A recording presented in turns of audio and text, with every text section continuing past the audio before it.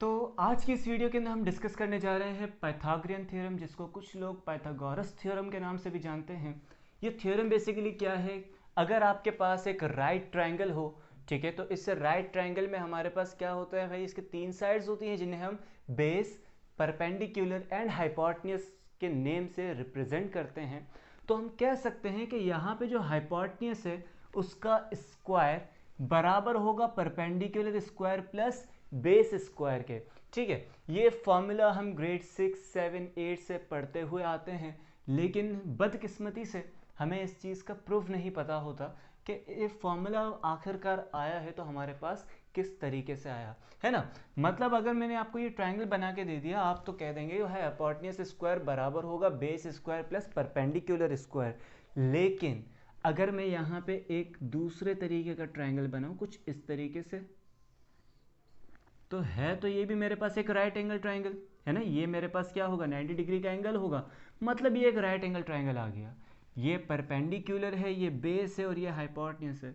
तो क्या इस ट्रायंगल में भी हाइपोटेन्यूज का स्क्वायर बराबर होगा base square plus perpendicular square के। अगर मैं कुछ इस तरीके से ट्रायंगल बना दूं, तो क्या इस ट्रायंगल के अंदर भी ये जो हाइपोटेन्यूज है इसका square perpendicular square plus base square के बराबर होगा। तो डिफरेंट डिफरेंट हमारे पास ट्रायंगल्स मौजूद हैं, है तो सारे राइट एंगल ट्रायंगल, लेकिन वो हमें सोचने पे मजबूर करते हैं कि क्या ये फॉर्मूला इन ट्रायंगल्स पे भी वैलिड है या नहीं। तो उसी मिस्ट्री को आज इस वीडियो के अंदर कोशिश करेंगे कि हम सॉल्व करें। तो इस मिस्ट्री को सॉल्व करने के लिए हम यहाँ पे सबसे पहले तो क्या करते हैं, एक लाइन ड्रॉ कर रहे हैं। ये मैंने एक स्ट्रेट लाइन ड्रॉ की, ठीक है, एक आर्बिट्ररी लाइन है, मुझे नहीं पता इस लाइन की लेंथ क्या है, सही है। तो मैं क्या करता हूँ, इस लाइन को दो पार्ट्स के अंदर ब्रेक कर देता हूँ। फर्स्ट पार्ट मेरे पास जो है वो स्टार्टिंग पॉइंट से लेके चलिए यहाँ कहीं पे एंड कर देते हैं। इस पॉइंट को मैं नाम दे देता हूँ ए का, और यहाँ से लेके यहाँ तक का जो मेरे पास एरिया है इसे मैं नाम दे देता हूँ बी का।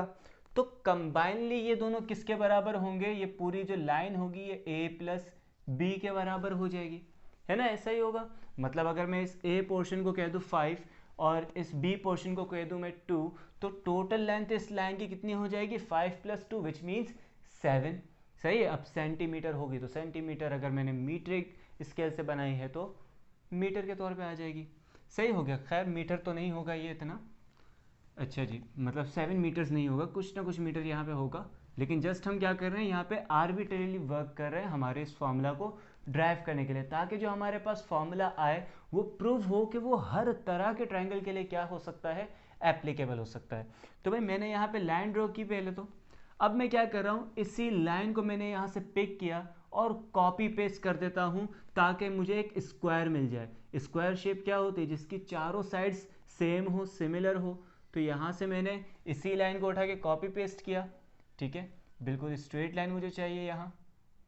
तो बिल्कुल एक स्ट्रेट लाइन कोशिश करते हैं ड्रॉ करने की।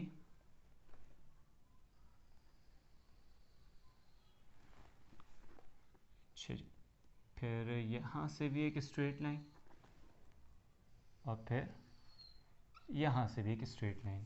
सही है, तो चारों मैंने एक स्ट्रेट लाइन से मैंने ड्रॉ कर दी है यहाँ, और चारों सेम ही है। हम यहाँ पे मान के चल रहे हैं कि ये भी a + b है तो ये भी उसी लेंथ की है, ये भी उसी लेंथ की और ये भी उसी लेंथ की है। तो इसे भी ज़रा हम ब्रेक कर लेते हैं, जिस तरह इस लेंथ को हमने यहाँ पे क्या किया है, ब्रेक किया है। तो मैं इसे यहाँ से ब्रेक कर देता हूँ, जितना मैंने वहाँ ब्रेक किया है उतना ही मैं इस पोर्शन में ब्रेक कर रहा हूँ।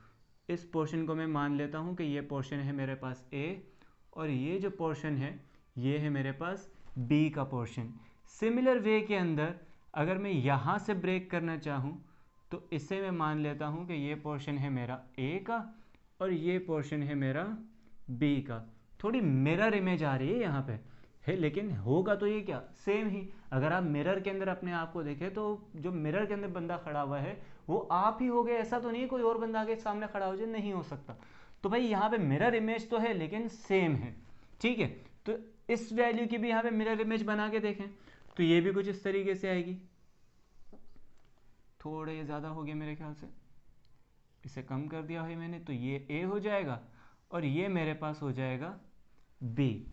आई गेस यहाँ तक बातें तो समझ आ गई होंगी सबको।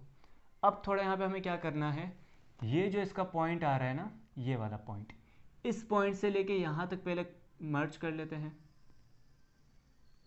तो यहाँ आप देखेंगे कि हमें एक राइट एंगल ट्रायंगल मिल गया, थोड़ा अपसाइड डाउन हुआ हुआ है लेकिन है ये क्या, राइट एंगल ट्रायंगल। ठीक है, फिर मज़ीद यहाँ से इस पॉइंट तक मेजर कर लेते हैं भाई हम। तो यहाँ पे मैंने जब इसे ज्वाइन किया तो यहाँ भी मुझे क्या मिल गया, एक right angle triangle. Then again और लास्ट में इन दोनों को भी ज्वाइन कर लेंगे। तो ये चारों मेरे पास क्या आ गए हैं, राइट एंगल ट्रायंगल। अब क्योंकि ये पॉइंट और ये पॉइंट, ये पॉइंट और ये पॉइंट, ये सारे इक्वी डिस्टेंस पॉइंट है, तो ये जो मेरे पास लाइंस जिस मेजरमेंट की आई है ये भी क्या होगी, एक इक्वल होगी। ठीक है, जिसे मैं किसी एक कांस्टेंट से या किसी एक वेरिएबल से रिप्रेजेंट कर सकता हूँ। तो इसे मैंने मान लिया सी, तो ये भी सी होगा, ये भी सी होगा, ये भी सी होगा। और इस पूरा जो स्क्वायर है इसका एरिया अगर निकालने की बात करें तो एरिया क्या होगा इसका, इस साइड का स्क्वायर मतलब सी स्क्वायर। सही है, तो ये तो बात समझ आ चुकी है हमें। हमने यहाँ पे क्या किया, सबसे पहले तो एक स्क्वायर शेप बनाई, उसके अंदर चार ट्रायंगल बनाए, तो हमें एक और स्क्वायर यहाँ पे मिल गया। ठीक है, अब बात करते हैं ये जो हमारे पास लार्जेस्ट स्क्वायर है जो कि ब्लू से रिप्रेजेंट हुआ हुआ है, इसका एरिया क्या होगा।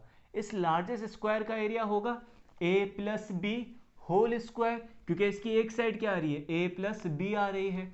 सही है, और एरिया ऑफ अ स्क्वायर क्या होता है, कोई भी साइड लें और उसका स्क्वायर कर दें। मतलब ए प्लस बी मेरे पास एक साइड है, तो इस साइड को मैं क्या कर सकता हूँ, स्क्वायर कर सकता हूँ। यहाँ पे थोड़ा लिख लेते हैं, ए प्लस बी होल स्क्वायर। ये मेरे पास लार्जेस्ट स्क्वायर का एरिया है। ठीक है, इस एरिया के अंदर मेरे पास चार ट्राइंगल्स आ रहे हैं और एक छोटा सा स्क्वायर आ रहा है। तो इसका जो एरिया होगा वो इक्वल होगा किसके, इन चारों के एरिया और प्लस इस छोटे स्क्वायर के एरिया के। इन चारों का एरिया, पहले तो इस एक का एरिया निकाल के देखते हैं। एक राइट एंगल का ट्रायंगल का एरिया क्या होता है हमारे पास, half of base into height. Base है मेरे पास बी, हाइट है इसकी ए। सही है, तो half into base into height. और मेरे पास चार ट्रायंगल हैं तो मुझे चार बार एरिया निकालना है, मतलब मैं 4 टाइम्स से मल्टीप्लाई कर सकता हूँ। प्लस इसमें मैं क्या चीज़ ऐड करूँगा, इस छोटे स्क्वायर का एरिया जो कि है सी स्क्वायर। अभी हमने डिस्कस स्टार्ट में यही किया था। ठीक है, यहाँ से मेरे पास आ जाएगा a plus b whole square जो कि बराबर होता है a square plus 2ab plus b square के इक्वल्स टू, यहाँ पे मेरे पास 2 और 4 कैंसिल आउट हो सकते हैं। ठीक है, तो ये मेरे पास आ जाएगा 2 इंटू बी इंटू ए, मतलब ए भी लिख सकते हैं इसे, प्लस सी स्क्वायर। अच्छा जी, अब ज़रा यहाँ देखिएगा, ये 2ab यहाँ ऐड हो रहा है तो वहाँ जाके सब्ट्रैक्ट होगा, विच मीन्स ये 2ab और ये 2ab एक दूसरे को कैंसिल आउट करेंगे। तो हमारे पास क्या वैल्यूज़ बच गई, हमारे पास बच गया यहाँ से a square plus b square equals to c square. अब कोई भी एक ट्रायंगल अगर हम यहाँ पे पिक कर ले, चाहे ये वाला हो, चाहे ये हो, चाहे ये हो, या फिर ये राइट ट्रायंगल, तो कोई भी एक ट्रायंगल पिक करके हम ए बी और सी की वैल्यू यहाँ पे देखते हैं। मैं अगर इस ट्रायंगल को रेफरेंस बनाऊँ अपना, तो मेरे पास ये सी क्या है, हाइपोटेन्यूस है, तो ये हो जाएगा हाइपोटेन्यूस स्क्वायर। ये ए क्या है मेरे पास, बेस है, तो ये हो जाएगी मेरे पास बेस स्क्वायर प्लस बी मेरे पास परपेंडिकुलर है, which means it will be perpendicular square. तो इसको थोड़ा बेहतर तरीके से हम लिख सकते हैं, hypotenuse square is equals to perpendicular square को पहले लिख दें, perpendicular square plus base square. तो ये फॉर्मूला हमने कैसे गेट किया, बिल्कुल एक आर्बिटरी वैल्यूज से, एक आर्बिटरी हमने ये स्क्वायर बनाया, उसके अंदर आर्बिटरीली हमारे पास ट्रायंगल्स बने और जिससे हमें ये फॉर्मूला मिला, विच मीन्स कि ये जो फॉर्मूला होगा ये किसी भी तरीके के राइट ट्रायंगल पे एप्लीकेबल होगा लाजमी। तो आई गेस ये जो हमारा क्वेश्चन था, ये जो टॉपिक था, सबको पसंद आया होगा। और मज़ीद इस तरीके के टॉपिक के लिए इस प्ले लिस्ट को आप कनेक्ट करके रखें अपने साथ।